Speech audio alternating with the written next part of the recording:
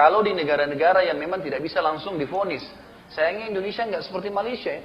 Indonesia langsung hukum pemerintahan. Syiah sesat nggak boleh ada. Bagusnya Ditangkap Malaysia. kalau ada Syiah tuh di Iran, di Malaysia. Dianggap akan mengancam pemerintahan, dan itu sebenarnya pemikiran yang tepat ya. Tepat. Karena mereka Malaysia selalu tepat. bikin kacau. Begitu ada kekuatan pasti bikin kacau. Berapa banyak mereka pada saat Hai, Assalamualaikum warahmatullahi wabarakatuh. Berjumpa lagi dengan saya, Hai Marbat TV. Oke, apa kabar hari ini? Mudah-mudahan kabar daripada kalian semuanya semoga disehatkan oleh Allah, dilancarkan rezekinya, dan mudah-mudahan senantiasa selalu dan terus selalu dipermudah segala urusannya oleh Allah. Amin amin ya rabbal alamin. Oke teman-teman, di sini ada sebuah ceramah daripada salah satu ustadz di Indonesia yang sangat-sangat kagum dengan apa yang ada di Malaysia berkaitan tentang sistem hukum syariat Islam di Malaysia. Itu luar biasa, tak macam Indonesia tentunya. Di mana ceramah ini disampaikan langsung oleh Ustadz Khalid Basalamah, teman-teman ya. Pasti tahulah siapa beliau. Tapi beliau dikenal sebagai Ustadz Wahabi sebenarnya. Padahal pemikirannya adalah ahli sunnah wal jamaah juga. Artinya beliau itu benar-benar menyesuaikan hadis dan firman Allah tentunya. Oke, ini kagum dengan apa yang terjadi dengan sistem Islam di Malaysia. Tentunya tidak sama dengan Indonesia. Oke, seperti apa videonya? Jom kita play bersama, let's go. Dari bahasan sahabat Sa'ad bin Waqqas tadi, bagaimana jihadnya para wanita saat ini menghadapi jihadnya para wanita. Syiah. Oh, paham. Tentu saja Syiah sudah saya sering bahasakan ya. Syiah adalah pemahaman yang dibentuk oleh Abdullah bin Sabah, orang Yahudi. Gitu ya. Kalau saya melihat Syiah ini sekarang lebih cenderung seperti orang-orang munafik di zaman Nabi SAW. Mengaku Islam tapi bukan Muslim, gitu kan? Karena mereka mengatakan Quran kurang, sahabat dikafirkan, cari masalah dengan kaum muslimin, di musim haji buat masalah, di Syria bantai orang, rusak masjid, bikin kacau semuanya, gitu kan? Dan saya sudah pernah bahasakan, tidak ada alasan orang-orang Syiah ini betul mereka dibentuk oleh orang kafir, dan kelihatan kok orang-orang pakai akal sehat. Tidak ada alasan orang Syiah menyerang ahli sunnah. Apa kira-kira alasannya? Kalau mereka mengatakan Ali ditokohkan, misal, adakah ahli sunnah yang mencaci maki Ali radhiyallahu anhu? Tidak ada.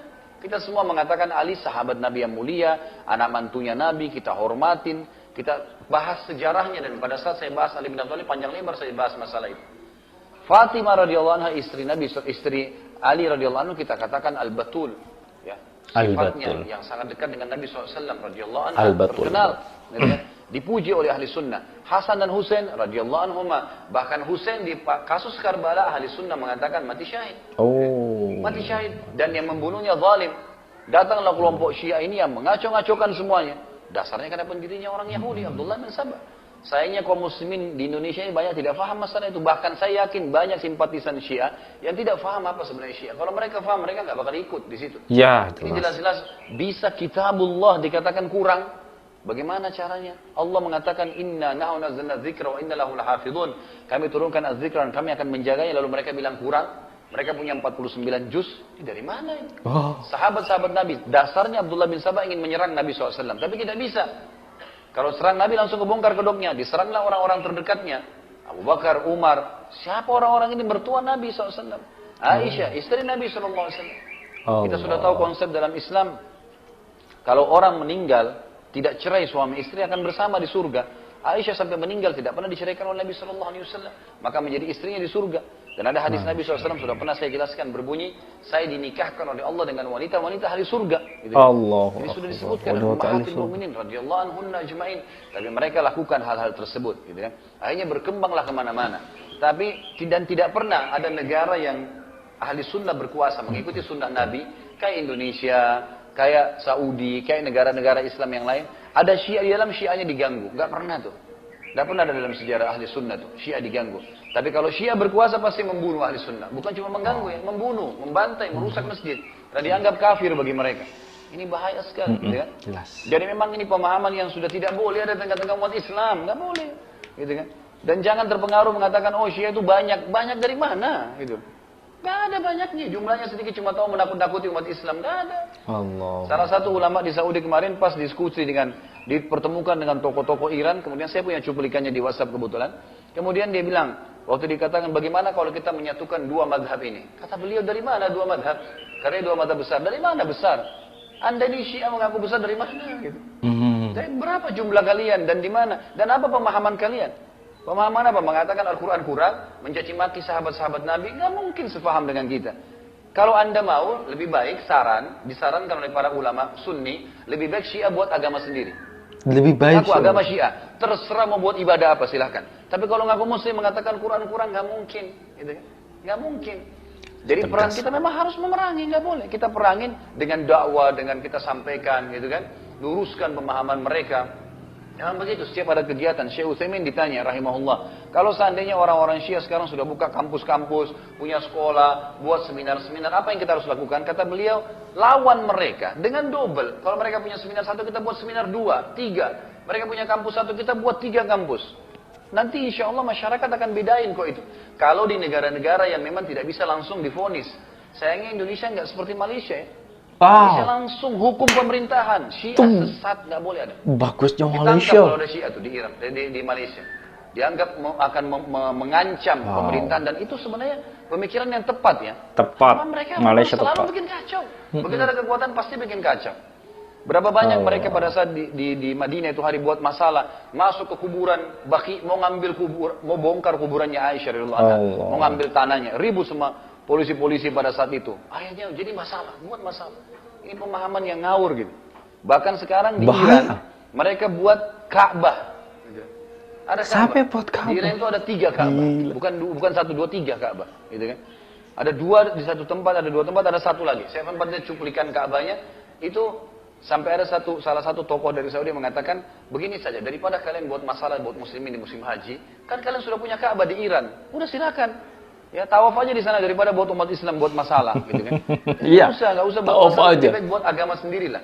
Seperti itu memang mereka buat. Yang di dalam agamanya semua ancaman-ancaman. Bahkan yang aneh sekali, kalau antum lihat cuplikan fatwa-fatwanya mereka, fatwa yang aneh sekali.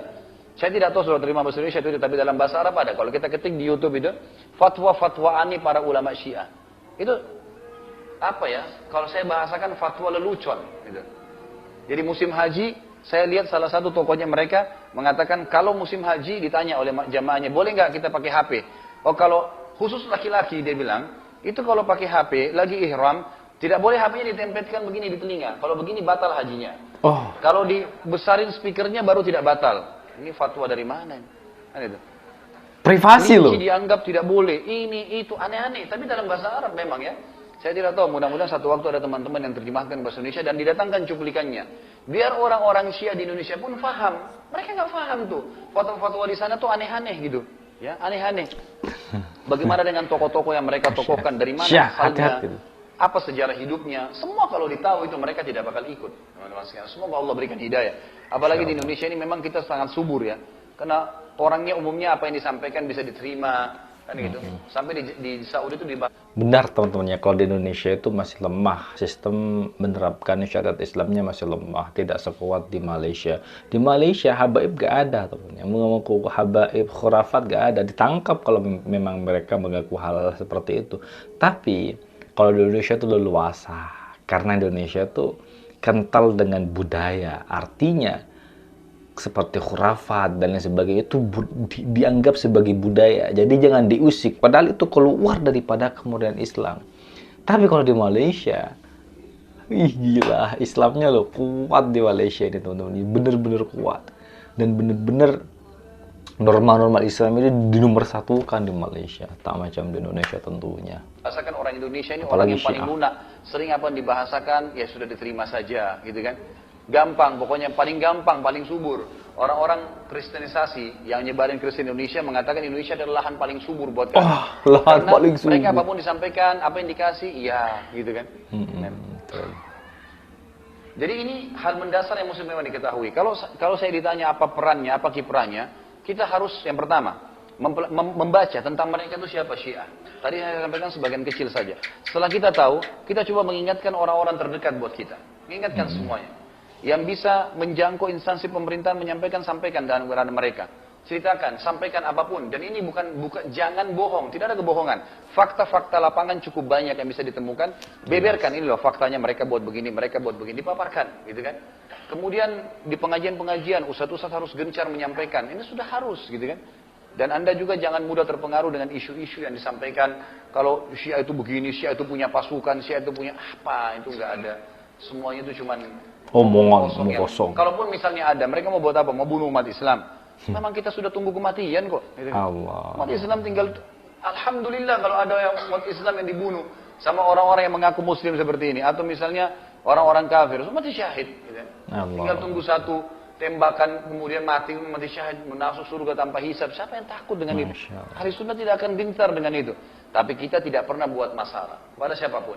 Dan ulama mengatakan berperilaku dengan orang-orang Syiah ini sama persis perilaku Nabi SAW dengan orang munafikin di Madinah. Waktu Umar bin Khattab ingin menebas lehernya Abdullah bin Abi Salul karena dia pimpinan munafikin, kata Umar, ya Rasulullah izinkan saya tebas lehernya. Kata Nabi SAW, jangan. Karena jangan sampai nanti orang berbicara Muhammad membunuh sahabatnya. Allah. Artinya apa? Selama mereka mengaku Muslim, kita tidak akan ganggu, kita dakwain, luruskan. Tapi kalau mereka buat kekacauan, ya perlu pelajaran, gitu kan? Perlu belajar, betul nggak? Betul. Keliru kalau mereka menganggap ahli sunnah itu tidak punya kekuatan. Ngawur itu. Kan itu. Umat Islam itu, umat muslimin ahli sunnah tahu keyakinannya dengan Allah Subhanahu Wa Taala, dan berapa banyak di kancah jihad terjadi.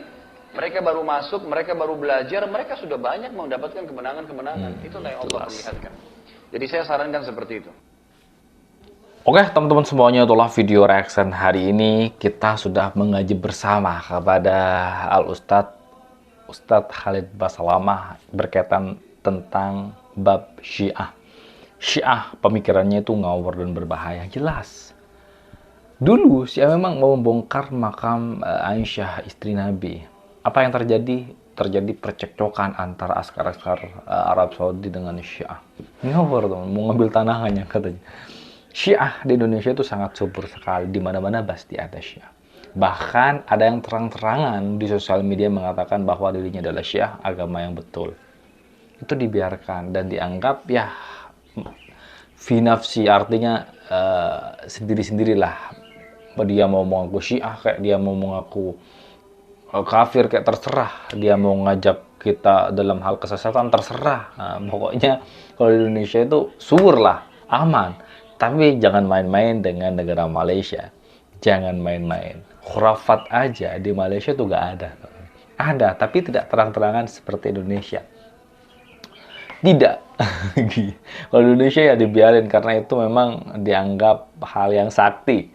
Tapi kalau di Malaysia kita harus kembali kepada kemurnian Islam. Itu Habib saja di Malaysia gak ada dunia yang berani lantang mengatakan bahwa dirinya Habib, ikuti saya, follow me, dan lain sebagainya. Tidak ada. Kalau ada ditangkap loh. Itulah Malaysia. Apalagi Syiah. Syiah nggak berani keluar-keluar di negara. Ada mungkin ada. Cuman 1, 2, 3. Tapi mereka tidak berani keluar-keluar di sosial media. Karena kalau mereka berani keluar-keluar, maka resikonya mereka akan dipenjara. Itulah negara Malaysia. Oke. Mudah-mudahan video bermanfaat, penuh dengan ilmu. Jadi buat kalian yang suka dengan video ini, silahkan bantu dengan cara menekan tombol like, komen, dan share. Seperti biasa, jangan lupa juga di subscribe channel daripada Hai Merbat TV. Baik, kita akhiri. Wassalamualaikum warahmatullahi wabarakatuh.